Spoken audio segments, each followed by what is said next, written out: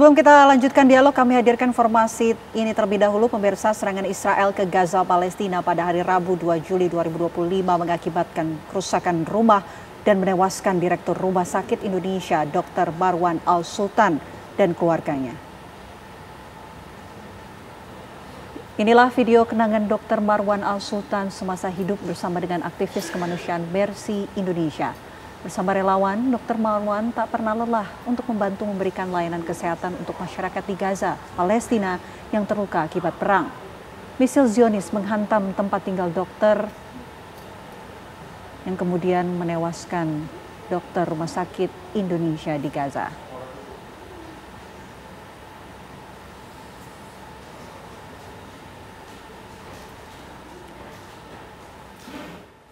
Dr. Marwan ini tidak pernah lelah untuk membantu memberikan layanan kesehatan untuk masyarakat di Gaza, Palestina yang terluka akibat perang. Misil Zionis ini menghantam tempat tinggal Dr. Marwan yang berada di kawasan Tal Al-Hawa yang berada di bagian barat Gaza. Dr. Marwan, istri dan anak-anaknya tewas seketika. Warga Gaza kini sudah benar-benar menderita. Mereka terusir dari tanah kelahiran. Sampai kapan pemirsa, Israel ini terus berbuat keji meski dunia sudah mengecam kejahatan perang yang dilakukan Netanyahu.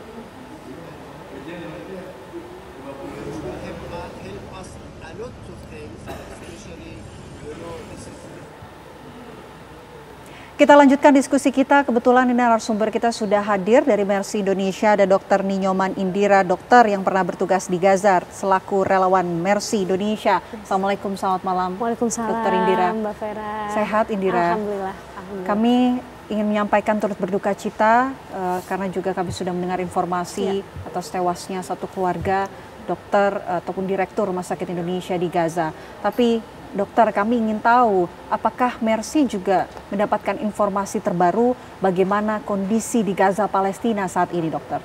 Ya, jadi kondisi Gaza saat ini mungkin masih tidak jauh berbeda yang kita lihat di media sosial ya.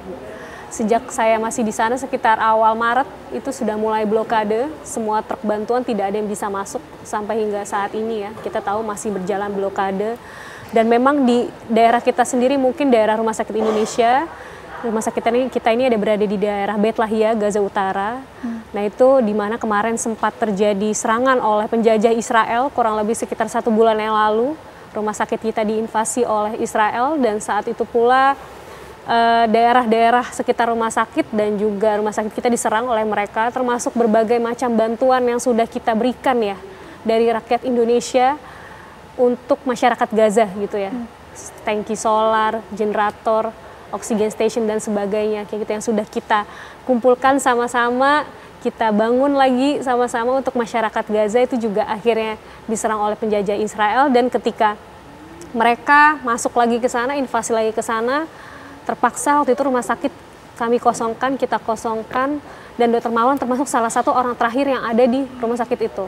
Itu hingga pada akhirnya dengan sangat terpaksa beberapa tim medis yang ada di sana harus mengungsikan diri ya, berpindah diri, ada yang ke Gaza City atau ke kota Gaza atau juga yang ke Gaza Selatan gitu. Jadi seperti itu kondisi. Kami tidak bisa membayangkan bagaimana semencekamnya situasi di sana. Mungkin dokter bisa cerita bagaimana sebetulnya warga Gaza yang ada di sana, apakah juga sempat begitu mengekspresikan rasa takut ataupun kesedihan? Ya, kalau sedih pasti iya ya, dan kalau kita lihat di berbagai media sosial atau berita gitu ya, kita tahu bahwasanya mereka itu adalah orang-orang yang sangat kuat. Bangsa yang kuat, bangsa yang memang dari tahun 1947 ya, 1948 mereka mengalami Nakba dan sampai sekarang. Ya, udah hampir 80 tahun ya Mbak ya, dan mengalami penjajahan yang dilakukan oleh penjajah Israel. Dan memang di sana mereka tahu gitu ya, ini kondisi mereka sedang tidak baik, mereka hidup dengan penuh keterbatasan, tapi namanya mereka juga manusia ya. Kadang mereka mengungkapkan rasa kesedihan mereka, apalagi ketika mungkin salah satu teman sejawat mereka, dokter-dokter teman-teman saya di sana yang syahid gitu. Mereka nggak segan untuk mengkontak saya gitu, bilang, saya sedih, saya berduka, dokter ini meninggal, dokter A meninggal, dokter B meninggal. Karena kita tahu udah ratusan dokter Gaza yang meninggal di sana ya, di samping mungkin hampir 60.000 penduduk Gaza syahid. Tapi kita tahu banyak ratusan dokter di sana juga yang turut tewas gitu. Padahal mereka mungkin nggak ada kepentingan apa-apa, hanya untuk menolong masyarakat mereka sendiri gitu ya. Tapi pada akhirnya mereka juga tidak lepas dari serangan Israel. Kadang mereka juga sempat mengontak kami gitu ya. Kami masih menjaga silaturahim gitu ya. Mercy dan relawan kita di sana, staf lokal di sana, kami masih menjaga komunikasi walaupun memang koneksi internet sangat terbatas gitu. Tapi kami masih komunikasi. Dan juga mereka tak segan gitu ya mengungkapkan, ya kami di sini makannya hanya seperti ini, kami memang merasa lapar, tapi alhamdulillah. Mereka selalu mengungkapkan alhamdulillah. Tapi alhamdulillah Tuhan masih memberikan kami kehidupan. Allah masih memberikan kami kehidupan. Jadi di samping mereka mungkin masih merasa, ya mereka merasa memang kondisi mereka yang sangat terpuruk, tapi mereka masih tidak lupa untuk bersyukur dengan kondisi yang ada. Ya gitu. Dan memang juga berapa kali bilang saya kangen dengan minuman ini, saya kangen dengan makanan ini, saya sudah lama tidak makan daging, saya sudah lama tidak merasakan daging sapi itu seperti apa, daging ayam itu seperti apa gitu. Tapi di samping itu mereka masih tetap berusaha payah untuk tetap bersyukur gitu ya. Di tengah mungkin kondisi mereka atau saudara-saudara mereka banyak yang syahid gitu, tapi Allah masih memberikan kehidupan untuk mereka semua di sana. Gitu. Oke. Dokter, ini kan dokter juga bertugas di Gaza untuk menangani pasien-pasien warga Gaza yang luka-luka, tentu dalam kondisi yang juga mencekam. Serangan Israel bertubi-tubi terus datang. Bagaimana kemudian yang dirasakan oleh dokter ketika itu? Adakah rasa takut atau sebetulnya rasa takut itu hilang ketika melihat ada senyum yang terlihat dari warga Gaza saat Anda membantu mereka? Ya, kebetulan waktu itu saya pas masuk itu pas lagi gencatan senjata kemarin yang sekitar bulan Januari, akhir Januari itu saya sempat merasakan masuk ke Gaza dalam kondisi gencatan senjata gitu. Kalau merasa takut, alhamdulillah karena memang ya kami menguatkan diri semuanya di sini para relawan bahwasanya memang kita di sana datang untuk membantu saudara-saudara kita dalam rangka kita menyebutnya jihad profesi. Kita sebagai dokter, sebagai perawat udah kalaupun ada rasa takut kita lupakan dulu rasa takut. Dan memang ketika kita masuk sana itu memang hilang gitu ya. Kalau saya jujur saya pribadi hilang ketika saya langsung berhadapan dengan saudara-saudara kita di sana. Saya masih ingat banget ketika mereka begitu welcome ya, bertemu dengan kita ya. Mereka sangat, oh Masya Allah, kalian datang dari Indonesia yang notabene 8.000 kilometer dari Gaza. Kalian datang ke sini menempuh perjalanan yang tidak sedikit, 24 jam lebih. Kami sangat terharu gitu, kami sangat bangga saudara-saudara muslim kita datang ke sini membantu kami gitu. Dikala mungkin kita tahu ya banyak juga negara-negara yang mencoba untuk hadir di sekitar mereka, tetangga-tetangga, tapi tidak bisa masuk. Tapi kalian dari Indonesia 8.000 km datang untuk membantu kami gitu. Dan senyumannya itu yang bikin kami udah lupa sama rasa takut. Apalagi kalau ngeliat senyuman anak-anak Gaza ya, itu kayak aduh, berharga banget. Kalau sampai sekarang itu buat saya mood booster ya, ngeliat foto-foto mereka dulu, senyuman anak-anak Gaza. Misalkan saya habis menjahit luka mereka, menjahit kepala mereka di tengah mungkin keterbatasan obat bius yang harus kita minimalisir karena obat-obatan terbatas gitu ya. Saya mencoba untuk menolong mereka sebisa yang semampu kami dengan kondisi yang terbatas. Dan ketika selesai kami menolong mereka, menjahit mereka, mereka mengucapkan terima kasih, syukron dokter gitu. Terus kami balas dengan memberikan permen ataupun coklat dan mereka tersenyum lebar sambil memeluk kami. Itu udah sesuatu yang nggak priceless banget sih, nggak bisa dibayar. Dan itu ya yang menguatkan kami semua di situ ya, para relawan Mercy mungkin yang pernah ke sana atau relawan lain yang pernah ke sana. Ya hal-hal itu yang mungkin yang membuat rasa takut kita udah hilang seketika. Oke. Tapi dokter ketika menyaksikan kondisi di sana, separah apa sih kondisinya dokter? Kalau waktu saya ke sana tuh memang kalau Gaza Utara dibilang 90% bangunan hancur ya.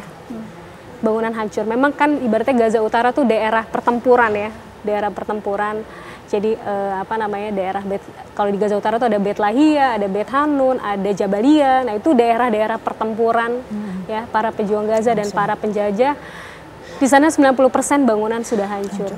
Dan saat saya masuk itu memang rumah sakit Indonesia tuh ada di Gaza Utara di posisi yang sangat strategis menurut saya pribadi ya. Dan memang salah satu rumah sakit yang menjadi tumpuan masyarakat Gaza gitu. Jadi memang sebegitu besarnya gitu ya rasa terima kasih mereka dan rasa ikatan mereka terhadap orang-orang Indonesia gitu. Karena mereka tahu oh itu rumah sakitnya orang-orang Indonesia dan didonasikan dari uang-uang recehan-recehan penduduk-penduduk Indonesia gitu, dan itu sekarang menjadi rumah sakit tumpuan di Gaza Utara. Ya, di tempat medan pertempuran tuh rumah sakit kita yang jadi tumpuan. Kayak gitu ceritanya. Ya, gitu. Dokter, sampai saat ini masih terus berkomunikasi sama relawan di sana. Kondisinya seperti apa saat ini? Ya, jadi memang kami masih terus berkomunikasi ya. Tim relawan yang lain, para presidium Mercy juga masih terus berkomunikasi, kami terus aktif ya berkomunikasi, menanyakan bagaimana kondisi di sana. Kita juga tidak melupakan bagaimana relawan lokal kita di sana. Kita punya ada beberapa relawan yang membantu kita di sana gitu.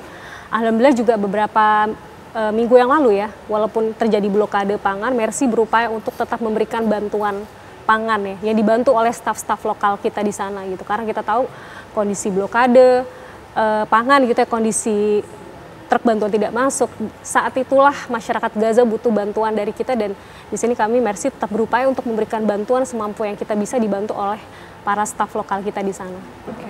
Mbak Dina, melihat kondisi situasi yang diceritakan oleh Dokter Indira tentunya miris sekali. Kita lihat situasinya saat ini. Tentu dengan adanya proposal gencatan senjata ini bisa dikatakan sebagai secercah harapan bagi warga Gaza untuk sejenak mendapatkan bantuan-bantuan yang sebelumnya banyak yang tidak diterima oleh mereka. Sulit untuk masuk ke sana. Apakah memang benar gencatan senjata ini akan bisa berjalan sesuai yang diinginkan oleh warga Gaza, atau sebetulnya ada hal terselubung lain yang terlihat dari proposal gencatan senjata ini? Sedih ya dengar cerita begitu. Masalahnya di politiknya belum klop, ibaratnya orang masak itu bahan bakunya belum ada gitu, belum lengkap untuk menjadikan ini gencatan bersenjata yang bisa aktif dalam waktu lama dan juga arahnya bisa stabil menuju satu perdamaian. Itu kalau saya bacanya belum.